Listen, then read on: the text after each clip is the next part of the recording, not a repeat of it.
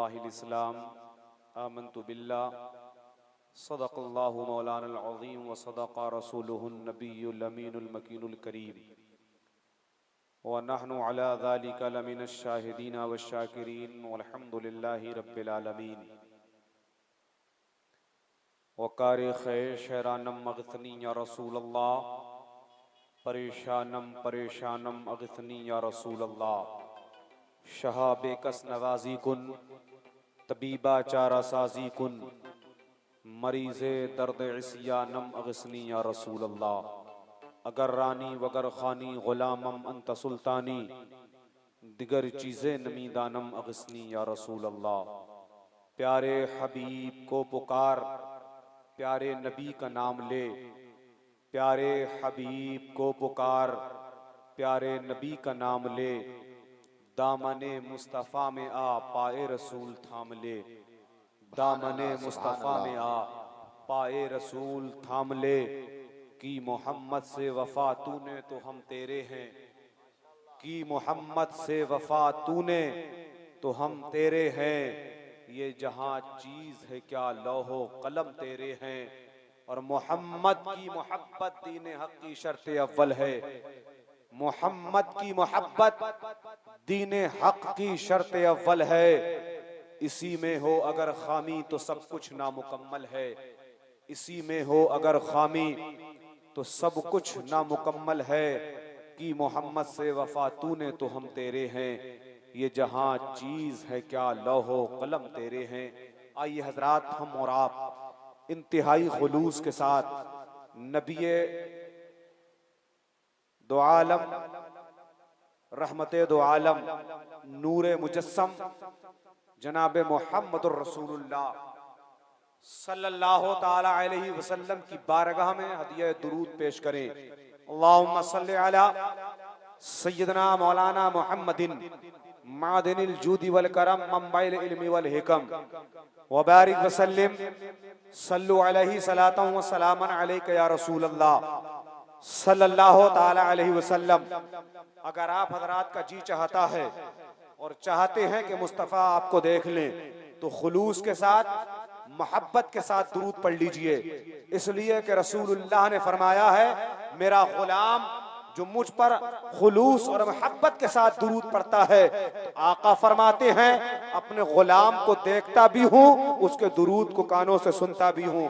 अगर आप भी चाहते हैं कि आपके दुरूद को मुस्तफ़ा सुने, खुद अपने कानों से सुने, खुद मुस्तफ़ा आपको देखें, तो एक बार अब मोहब्बत से झूमकर आगे से पीछे तक तमाम लोग मिलके पढ़े, अल्लाह रब्बु मुहम्मदिन सल्लल्लाहु अलैहि वसल्लम नहनु इबादु मुहम्मदिन सल्लल्लाहु अलैहि वसल्लम नहनु इबादु मुहम्मदिन सल्लल्लाहु अलैहि वसल्लम। अजीज़ान गिरामी, हम और आप मदरसा जामिया रस्बिया हनफिया के सालाना इजलास बनाम तालीब उम्मत कॉन्फ्रेंस व जश्न दस्तार बंदी में हाजिर हैं। यह एक इदारा है, मदरसा है, जहां हम और आप बैठे हैं। तालीम व ताल्लुक का मामला है और इल्म दीन की तरबीज व इशाअत के लिए इसका वजूद है। अल्लाह अज़्ज़ा व जल उन तमाम हजरात को कामयाबियों से सरफराज फरमाए जिन हजरात ने इस इदारे के उरूज व इर्तका के लिए कोशिशें की, और मौला जो दुनिया से जा चुके हैं, बिलखुसूस हमारे फूफा जनाब हाजी अब्दुल रशीद साहब मरहूम, अल्लाह गरीक़ रहमत फरमाए और उनकी कब्र में रहमत और नूर की बारिशें फरमाए। अज़ीज़ान गिरामी, आखिर मदरसों का वजूद क्यों हुआ, आखिर मदरसों की जरूरत हमें क्यों है, मैं इस सवाल पर और इसी के ताल्लुक से कुछ बातें आपके गोश गुजार करना चाहता हूँ। अल्लाह अज़्ज़ा व जल ने कुरान में इरशाद फरमाया, इन्ना दीना इंदल्लाहिल इस्लाम। इसका माना और मतलब समझने से पहले समझिए, इस दुनिया में बेशुमार लोग रहते हैं और उन बेशुमार लोगों के बेशुमार मज़ाहिब हैं। बहुत सारे मज़ाहिब के मानने वाले लोग में बसते हैं। बेशुमार लोग बेशुमार माबूदाने बातिला की पूजा और परस्तिश करते हैं। ऐसे माहौल में, ऐसे जमाने में अज़ीज़ान गिरामी, हमारे हाथ में एक दीन इस्लाम है। ऐसे जमाने में, ऐसे माहौल में जहां बेशुमार, बल्कि मैं कहूं तो करोड़ों अदियाने बातिला मौजूद हैं यहाँ पर, उन करोड़ों अदियाने बातिला के दरमियान हमें अल्लाह अज़्ज़ा व जल ने इस्लाम का दामन अता फरमाया है। अल्लाह अज़्ज़ा व जल ने जो है हमें लक़द कर्रमना बनी आदम का ताज हमारे सरों पर सजाया, अशरफुल मखलूकात बना करके भेजा, रसूल मुअज़्ज़म की उम्मत में बना करके भेजा, हमें मुस्तफ़ा का गुलाम बना करके दुनिया में भेज दिया, और फिर हमें इस्लाम की तालीमात से रोशनास करने के लिए हमें दीन इस्लाम अता फरमाया। और दीन इस्लाम उसकी सही तरबियत और इशाअत मदारिस इस्लामिया से होती है। और ये मदारिस इस्लामिया का वजूद क्यों है और मदारिस इस्लामिया की जरूरत क्यों है, आज इसे समझने की जरूरत है। क्योंकि लोग मदारिस इस्लामिया से अलग होते जा रहे हैं, और मदारिस इस्लामिया से दूरी का नतीजा ये है वो दुनिया और आखिरत में जिल्लत का सामान अपने सरों पर इकट्ठा करते चले जा रहे हैं। आप कहेंगे कि आपको कैसे मालूम है कि दुनिया में तो समझ में आता है, आखिरत में आपको कैसे मालूम हो गया कि जिल्लत का सामान हमारे सरों पर है। तो मैं दावे से कह सकता हूं अगर मदारिस इस्लामिया का वजूद ना होगा तो मजहब और मिल्लत का काम भी नहीं होगा। इसलिए आप मदारिस इस्लामिया को अपने दरमियान से अलग हटा के देख लीजिए। जिस दिन हमारे दरमियान से मदारिस इस्लामिया का वजूद खत्म हुआ उस दिन मुसलमानों का वजूद खत्म हो जाएगा। आप कहेंगे क्यों? मसाजिद तो मौजूद रहेंगी, बिल्कुल मौजूद रहेंगी, और एक हर आलिम माइक पर आने के बाद हर खतीब तकरीर करने के लिए माइक पर आता है, और जब नमाज की बात आती है, जब मस्जिद की बात आती है तो सब यही कहते हैं, या नमाजियों की बात आती है तब भी यही बात होती है, बल्कि शहर या गांव के जिम्मेदार लोग भी यही बातें करते हैं। जो मस्जिद में जुमा जाते हैं 365 दिन जाते हैं, 365 दिन में एक बार जाते हैं या 2 बार जाते हैं, वो भी यही कहते हैं अब मस्जिद में नमाजी ना रहे, अब मस्जिद में नमाजी नहीं है, मस्जिद में नमाजी कैसे आएंगे, मस्जिद में नमाजियों की तादाद कैसे बढ़ेगी। तो मैं तुम्हें एक फार्मूला बताता हूं, जिस दिन उस पे अमल हो गया कसम खुदा की उस दिन मस्जिद नमाजियों से पर हो जाएगी। वो फार्मूला ये है जिस दिन मुसलमानों के बच्चे कसीर तादाद में मदरसे आ गए मस्जिदें पर जाए। बेशक हक है, बहुत अच्छा पैगाम, बहुत अच्छा पैगाम, जिंदाबाद जिंदाबाद माशाअल्लाह। जब तक नमाज याद नहीं होगी मस्जिदें भरी नहीं जाएंगी। आओ देखो अल्लाह के रसूल सल्लल्लाहु ताला अलैहि वसल्लम को देखो, मुस्तफा करीम सल्लल्लाहु ताला अलैहि वसल्लम है। आप एक बात पर कभी गौर व फिक्र करना, उलमा की जमात मौजूद है हमारे दरमियान, जब मस्जिद की बात आती है कि जो मस्जिद बनाता है वो अल्लाह का घर बनाता है, बेशक कोई शक नहीं, हदीस में है, हदीस कुदसी है, जो मस्जिद बनाए अल्लाह का घर बनाए। तो क्या इस चीज का इल्म दीगर सहाबा को नहीं था कि अल्लाह के रसूल सल्लल्लाहु ताला अलैहि वसल्लम को ये हदीस कुदसी जहन में नहीं थी क्या, जो अल्लाह के रसूल सल्लल्लाहु ताला अलैहि वसल्लम ने मस्जिद नबवी पहले क्यों नहीं बनाई, पहले मदरसे का इंतखाब क्यों हुआ, रसूलुल्लाह सल्लल्लाहु ताला अलैहि वसल्लम ने पहले मदरसा क्यों बनाया।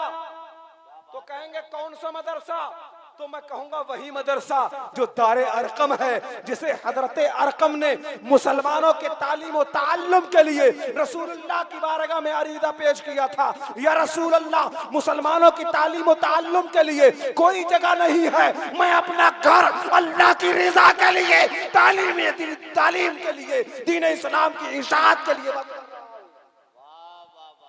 हजरत अरकम ने साहब ये रसूल ने इस्लाम में शायद मेरे इल्म के मुताबिक, मेरे मुताले के मुताबिक सबसे पहले अगर किसी ने मदरसे के लिए कोई जमीन वक्फ की है वो हजरत अरकम साहब ये रसूल है, सुभान अल्लाह, जिन्होंने मदरसे के लिए अपना घर वक्फ कर दिया। रसूलुल्लाह वहां तशरीफ फरमा होते, सहाबा को दीन सिखाते, और जब दीन की बातें सिखा दी उसके बाद रसूलुल्लाह ने मस्जिद बना दी, सुभान अल्लाह। मतलब ये है कि पहले दीन सिखाया उसके बाद मस्जिद बनाई। अब फिक्का उसूल भी देखिए, फिक्का जो है जाविया भी देखिए, कोई भी आलिम नहीं कहता कि मस्जिद में बच्चों को भेज करके नमाज पढ़वाओ, इसलिए कि उन पर नमाज फर्ज नहीं है। इस्लाम भी कहता है कि बच्चों पर नमाज फर्ज नहीं है, इस्लाम कहता है कि बालिग हो जाए तब तुम पर नमाज फर्ज की गई है। फिक्का उसूल ये है, उलमा फरमाते हैं जब बच्चा 7 साल का हो जाए तो उसे नमाज पढ़ना सिखाया जाए, नमाज पढ़ना सिखाया जाए। अब मैं आपसे एक सवाल पूछता हूं, नमाज पढ़ना कहां सिखाया जाएगा? नमाज पढ़ना कहां सिखाया जाएगा?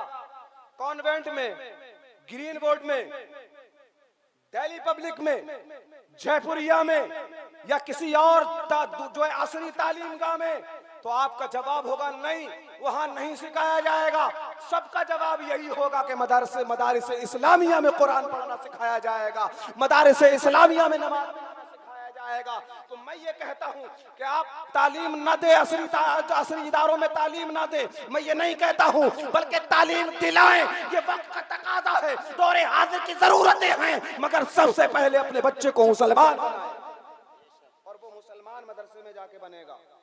जैसा कि यूरोप की सरजमीन पर, यूरोप में मुबल्लिग इस्लाम के एक चैप्टर में मैंने पढ़ा, अल्लामा अब्दुल अलीम मेरठी अलैहिर्रहमा जो खलीफा आला हजरत हैं, मैं दो बातों में उनका तारुफ कराऊं। जैसे हम लोग हिंदुस्तान में हजरत ख्वाजा गरीब नवाज रहमतुल्लाह अलैह को दाई इस्लाम की हैसियत से मानते हैं, ऐसे यूरोप में अल्लामा अब्दुल अलीम मेरठी को माना जाता है। एक एक वक्त में आपके दस्ते मुबारक पर 90 हजार लोगों ने कलमा इस्लाम पढ़ा है।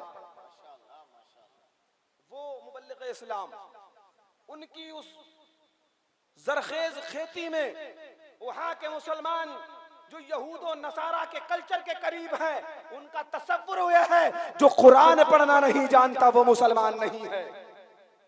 जो कुरान पढ़ना नहीं जानता वो मुसलमान नहीं है। अब जरा हम और आप सीने पे हाथ रखें कि हमें कुरान पढ़ना आता है या नहीं आता है। अगर आज इस सवाल को हम कायम कर लें तो शायद इस बस्ती के अंदर ही, इस गांव के अंदर या तहसील के अंदर कितने मुसलमान नजर आएंगे, उंगलियों पे गिने जाने लगेंगे। न जाने कितने तो ऐसे हैं जिनको 2 सूरतें याद हैं, किसी को 1 सूरत याद है, किसी को तो 10 सूरतें भी याद नहीं है, जो सही माना में नमाज अदा कर ले। और मेरी नॉलेज में तो एक ऐसा चैप्टर भी है, एक ऐसा इंसान भी है जो कॉलेज से बीटेक करने के बाद में, इंजीनियरिंग करने के बाद में अच्छी नौकरी भी करता है, अच्छी जॉब भी करता है। जब आमना सामना हो गया एक मौके पर और जब बात आई ना परेशानी और मुश्किलात के दौर की, तो अदीदान गिरामी, जब मुश्किलात और परेशानियों ने उसने घेर लिया, मैं कहूँ एक सादा जबान में आसेब ज़दा हो गया। यानी जब मुश्किल और परेशानी के दौर से गुजरा तो उसने दीगर मौलाना की तरह मुझसे भी राब्ता कर लिया। बोले हजरत बहुत परेशानी है, बच्चा मेरा ठीक नहीं है, बहुत दिन से ना कुछ खाना खाता है सही से, ना सही से रहता है, तबीयत ठीक नहीं होती है। देख लीजिए, इत्तेफाक से जाना हुआ, बातचीत हुई, मुझे मेरे बुजुर्गों ने जो अता फरमाया है बिहम्दिल्लाह ताला मैं इस पर नाज भी करता हूँ, अल्लाह का शुक्र भी अदा करता हूँ कि मौला अज़्ज़ा वजल ने अपने हबीब के शहजादों से वो मुझे अता करवा दिया जो लोगों को पूरी जिंदगी में मिलता है। वो जो बुजुर्गों ने दिया उसी के मुताबिक जो करना था। बाद में मैंने उनसे कहा नमाज की तलकीन करते हुए कि नमाज पढ़ा करें, और मैंने उनसे एक बात कही कि एक काम करें, आप नमाज के बाद में, फर्ज नमाज के बाद 7 मरतबा दुरूद शरीफ पढ़ ले, 1 मरतबा सूरे फातिहा और 7 मरतबा दुरूद पाक फिर पढ़ ले। उसके बाद अल्लाह की बारगाह में दुआ करे, मौला तुम्हें जो है जो है शिफा के सदक़े में, आयत शिफा के सदक़े में अल्लाह तुम्हें परेशानियों से नजात दे देगा, तुम्हारी सेहत अच्छी हो जाएगी। ताज्जुब और हैरत ये हुई जब उसने कहा हजरत मुझे अलहम्दो शरीफ याद नहीं है। मैं हैरत में सिर्फ माथा, हकीकत बता रहा हूँ, मेरा हाथ पेशानी पर था, माथा पकड़ के बैठ गया। मैंने खुद बर्जस्ता ये जुमला कहा, तुम्हें शर्म नहीं आती ये कहते हुए तुम बीटेक करके इंजीनियर बन सकते हो, सूरे फातिहा याद करके मुसलमान नहीं बन। और ये हमारे मुसलमानों के हालात हैं यहाँ पर। मैं सुनी सुनाई नहीं बता रहा हूं, खुद मुजर्रब हूं मैं इसमें, क्योंकि मुसलमानों के राज को अफशा नहीं करना चाहिए, तो नाम नहीं ले रहा हूं मैं। इसलिए मैं आपको एक दर्स के लिए, एक पैगाम के लिए आपके ज़हन और फिक्र में उतारना चाहता हूं। ये हमारी और आपकी लापरवाही है कि जब इस्लाम ने मिजाज दिया, हमें ज़हन दिया, फिक्र दी कि जब बच्चा 7 साल का हो जाए तो उसे नमाज पढ़ना सिखाओ, सिर्फ नमाज पढ़ना सिखाओ। अब जब तुम नमाज पढ़ना सिखा दोगे तो मैं कहता हूं मुकम्मल जरूरियात दीन सीख जाएगा। क्योंकि नमाज पढ़ना सिखाओगे तो उसे नमाज की पहली शर्त तहारत सिखाओगे। जब तहारत सिखाओगे तो वो गुस्ल भी सीख जाएगा, वो वुजू भी सीख जाएगा, वो पाकी नापाकी का तरीका भी सीख जाएगा। जब वो तहारत सीख जाएगा तो यकीनी तौर पर अज़ीज़ान मिल्लत इस्लामिया पाकी और नापाकी के एतबार से वो मुकम्मल ईमान वाला होता चला जाएगा। और उसके बाद फिर नमाज की दूसरी शर्त भी सीखेगा ना, नमाज की तीसरी शर्त भी सीखेगा। जब तहारत सीखेगा तो सतरे औरत भी सीखेगा, और जब सतरे औरत सीखेगा, अभी बात चल रही थी, एक शेर पढ़ा था इन्होंने, शरीफ साहब ने, क्या था, शरीफों की बेटियां बताएंगी, कोई ऐसा शेर था ना, हया क्या होती है, शरीफ घर की बेटियां बताएंगी। क्यों बताएंगी? पर्दे की बात को लेकर के। मैं उसका आसान जुमलों में आपको तर्जुमा करके बता दूं ना, सबके दिमाग होश में आ जाएंगे। ये जुमला सुन के हम खुश हो जाते हैं ना, शरीफ घर की बेटियां बताएंगे। मैं आसान करके बता रहा हूं, मतलब ये है जो हजरत सैयदा फातिमा ज़हरा की सीरत तैयबा पे अमल नहीं करती बेटियां, वो घराने की शरीफ नहीं है। अब रश करो अपने ऊपर, हम कितने शरीफ हैं, क्योंकि हमारे घर की बेटियां जब पर्दा नहीं करती तो हम शरीफ नहीं। हकीकत है या नहीं हमारा रफीकुल कादरी साहब? और सीरत सैयदा फातिमा ज़हरा पर अमल ना करना जाहिर सी बात है। तो इसलिए अज़ीज़ान मिल्लत इस्लामिया जब नमाज सिखाएंगे तो दूसरी शर्त सतरे औरत भी सिखाएंगे, जब दूसरी शर्त सिखाएंगे तो सतरे औरत सिखाएंगे, और जब सतरे औरत सिखाएंगे तो सतरे औरत का मतलब ये होता है बदन का वो हिस्सा छिपाना जिसका छिपाना फर्ज है मर्दों के लिए। नाफ से लेके घुटनों के नीचे तक का हिस्सा छिपाना ये नमाज में नहीं, हर वक्त छिपाना फर्ज है, हर सूरत में छिपाना फर्ज है। और औरतों के लिए अज़ीज़ान गिरामी मुकम्मल बदन का छिपाना ये फर्ज है। अब सोचो जरा, गौर करो, हम कहाँ खड़े हैं। ये हमारे घर में तालीमात का सिलसिला ये है कि हम जानते ही नहीं है इसको। मैं इसलिए कहता हूँ जब 7 साल का हो जाए बच्चा या बच्ची हो जाए, जब उसको नमाज पढ़ना सिखाया जाएगा, जब वो नमाज पढ़ना सीख जाएगा या सीख जाएगी तो गुलाम अली भी बन जाएगा कनीज़े फातिमा। नारे तकबीर, नारे रिसालत, नारे गौसियत, मसलके आला हजरत, पैगामाते मुस्तफा, नारे तकबीर, माशाअल्लाह माशाअल्लाह। शरायत नमाज जान जाएगा तो फराइज़ नमाज भी जान जाएगा, और जब फराइज़ नमाज जानेगा तो उसमें क़याम है और क़िरात है। जब क़याम को जानेगा तो क़िरात को भी जानेगा, और जब क़िरात जानेगा तो कुरान को उस तरह पढ़ेगा जिस तरह पढ़ने का हुक्म है कि वरत्तिल कुरान तरतीला, कुरान को तरतील से पढ़ा जाए, बेहतरीन अंदाज में पढ़ा जाए, उस तरह कुरान को पढ़ा जाए जैसे कुरान पढ़ने का हक है। मगर अब कैसे पढ़ा जाता है कुरान? खवास में भी इल्ला माशाअल्लाह सब इसके मुताबिक नहीं पढ़ते। खवास में, मैं आवाम की बात नहीं करता, खवास की बातें हैं ये, और आवाम की तो छोड़ दीजिए कि आवाम किस तरह कुरान पढ़ती है। एक मिसाल दे दूं ना मैं, कुरान ही पढ़कर लोग हिदायत याफ्ता होते हैं और कुरान पढ़कर ही लोग गुमराह हो जाते हैं। युदिल्लु बिही कसीरन व यहदी बिही कसीरा। और जो कुरान को गलत पढ़ते हैं ना, कुरान उन पर लानत भेजता है। अब हमें पता नहीं चलता है, हमें एहसास नहीं होता है। क्यों नहीं होता है? कि जो जमाना कुरान सिखाने का था, जो कुरान पढ़ाने का जमाना था, वो हमने बच्चे का इंग्लिश मीडियम में गुजारा है, वो हमने कॉन्वेंट में गुजारा है, वो हमने जयपुरिया में गुजारा है। अज़ीज़ान मिल्लत इस्लामिया, अगर वो जमाना और वो दौर तुमने आलिम दीन के पास में अपने बच्चे का गुजारा होता, कारी कुरान के पास में पुकारा होता, तो आपका बच्चा भी बेहतरीन अंदाज में कुरान पढ़ता। लोग पढ़ते हैं कुरान को मगर गलत पढ़ते हैं। अला बिज़िक्रिल्लाहि तत्मइन्नुल क़ुलूब, या सुनी ना आपने, उलमा से सुनते हैं कि बेशक दिलों को सुकून अल्लाह के जिक्र से मिलता है। गौर करें इस जुमले पर, अब बहुत तवज्जो दें। क्या है इसका मतलब? कुरान की आयत है, अला बिज़िक्रिल्लाहि तत्मइन्नुल क़ुलूब, दिलों को सुकून अल्लाह के जिक्र से मिलता है। कहिए सुभान अल्लाह। और ये हकीकत है, जब जब मुश्किल और परेशानी के वक्त में घिर जाएं, कसम खुदा की, आप अपनी पेशानी रब की बारगाह में झुका दें, अल्लाह परेशानियां दूर फरमा दे। वाह क्या बात है, बहुत अच्छे। नारे तकबीर, नारे रिसालत, नारे गौसियत, दिलों को सुकून, कल्ब। अब मैं बात कर रहा हूं गलत और सही की। कुलूब, दिल और कुलूब, काफ और काफ, दोनों में फर्क देख लीजिए। कल्ब का मतलब होता है दिल और कल्ब का मतलब होता है कुत्ता। अब दोनों का माना और मतलब जान लीजिए। अगर आपने इस तजवीद की रियायत ना की, कुरान सही ना पढ़ा, अपने कल्ब पढ़ दिया, मतलब ये है माना हो जाएगा कि कुत्तों को सुकून अल्लाह के जिक्र से मिलता है।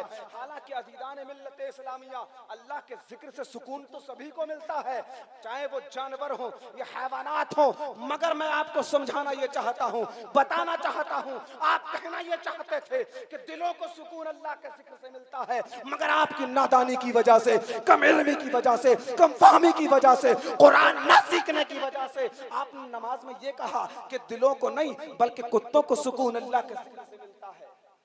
अब मुझे बताइए ये कब सीखेंगे हम? तो नमाज 7 साल का हो जाए तो पढ़ना सिखाया जाए, और ये मदरसे में ही सिखाया जाएगा। मस्जिद भेजने की जरूरत नहीं है ये सिखाने के लिए, इसलिए कि मदरसों का वजूद इसीलिए हुआ है, और जामिया रज़विया हनफिया का वजूद सरैनी तुर्कुनिया में इसीलिए हुआ। इसलिए नहीं हुआ यहाँ कंप्यूटर और साइंस पढ़ाया जाए, बल्कि इसलिए हुआ यहाँ हाफिज़े कुरान बना करके दुनिया का इमाम बनाया जाए। और जो हाफिज़े कुरान होता है उसकी अज़मतें, रिफ़ातें आप अक्सर सुनते ही रहते हैं। अल्हम्दुलिल्लाह, हाफिज़े कुरान बनना ये कोई मामूली बात नहीं है। हाफिज़े कुरान बनना ये कोई मामूली काम भी नहीं है।